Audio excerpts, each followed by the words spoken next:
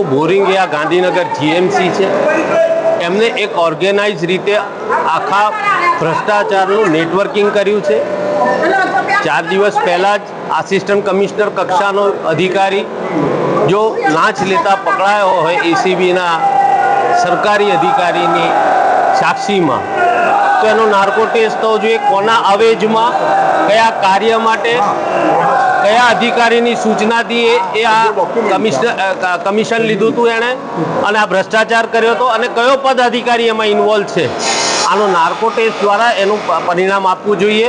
આજે તમે જુઓ છો કરોડો ને ખરબો રૂપિયાના ખર્ચે જે ટેક્સના પૈસા છે એનાથી આ બનેલું બિલ્ડિંગ, અને કરોડો ને ખરબો રૂપિયા જે પોતાની અય્યાસીમાં વાપરે છે એવા પદાધિકારીઓ, આજે એમાંથી ન તો પદાધિકારી હાજર છે, ન તો કોઈ કર્મચારી હાજર છે, ના કોઈ ડેપ્યુટી કમિશનર કે ના કોઈ કમિશનર, ના કોઈ ચૂંટાયેલો અધિકારી અત્યારે કોર્પોરેશનમાં સવારના 11 વાગે હાજર છે।